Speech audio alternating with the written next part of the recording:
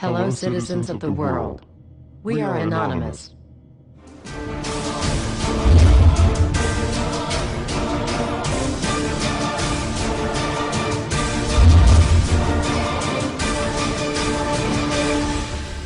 Dear citizen of the world, we are Anonymous. The federal government's inquiry into potential reforms of national security legislation is supposedly aimed at counterbalancing threats to Australian society. The House of Representative Committee's discussion paper states, "As Australia advances, so do threats to our well-being. Meeting the challenges of new technologies and methodologies is a key priority for the Australian Government in the national security sphere. Our law enforcement and security capabilities must keep ahead of terrorists, agents of espionage, and organised criminals who threaten our national security and the safety of our citizens. So our law enforcement and intelligence agencies must be equipped with contemporary skills and technologies and backed by necessary powers, coupled with the appropriate checks and balances and oversight mechanisms society rightly demands." What does this mean? Under the data retention scheme, internet companies will be required to keep records on their customers' private information for up to 2 years. For this time frame, the government will have access to all stored information if they feel that it warrants attention. With the Data Retention Directive in power, the government will be able to access the following information about you. For every email, text message, and phone call made, the identity of the sending and receiving parties and related subscriber details. Information such as the time and the date of the communication, its duration, location, and type of communication. Your account identifying information collected by your ISP or telecommunications carrier. It will also mean being forced to hand over your private passwords and exposing all your search history. If ISPs will be required to store these kinds of sensitive information, the government, or in the worst case, criminals, could spy out huge insights into an individual's private life. For instance, it could reveal all contacts to specific doctors, telephone sex hotlines, prostitutes, financial intermediaries, specialist online stores, job centers, removal lists, interest groups, etc. What is supposed to be the government's commitment to protect national security is considered by Anonymous to be a violent breach in your rights to privacy. It seems the most emerging threat to our own privacy is the government's determination to forcefully facilitate their understanding of security. Citizens of Australia, how far is too far?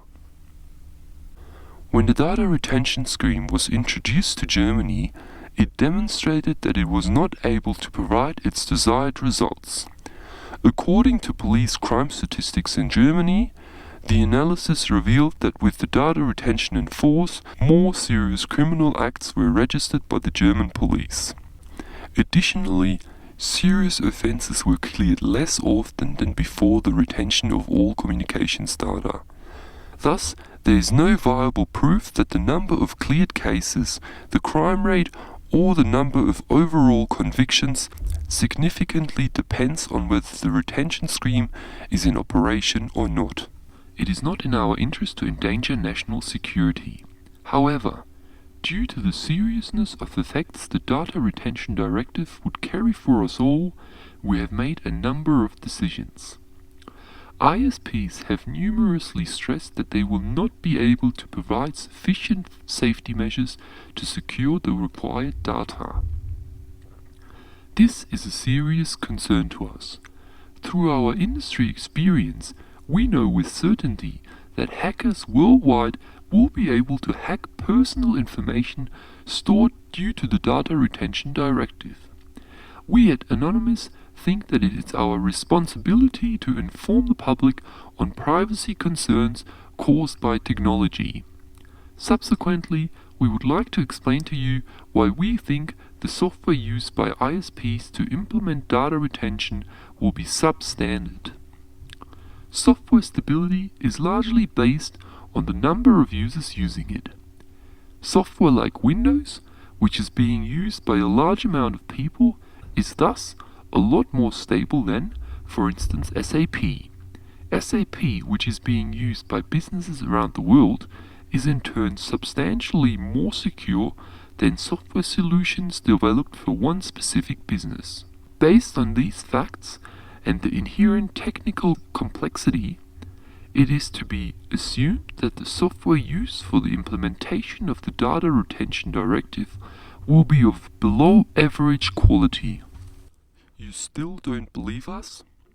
The Data Retention Directive was introduced to Greece in 2004. From early 2004 up to 2006, every single member of the Greek Parliament and a number of high-ranked military officials were wiretapped for a total of 2 years. An overarching monitoring of government officials was proven to be possible only through the previously introduced data retention scheme. You don't think the same thing could happen in Australia?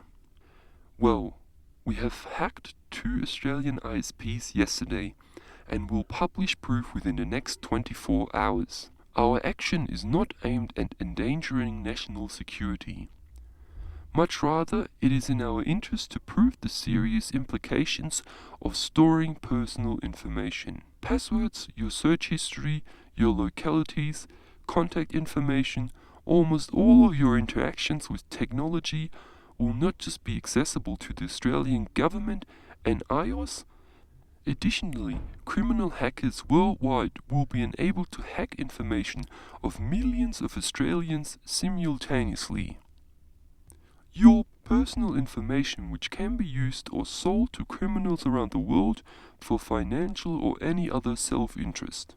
At Anonymous, we seek to encourage and challenge political debate. If the Australian government indirectly requests their citizens to spend more than $700 million to have their very own privacy diminished, extensive public debate needs to be held.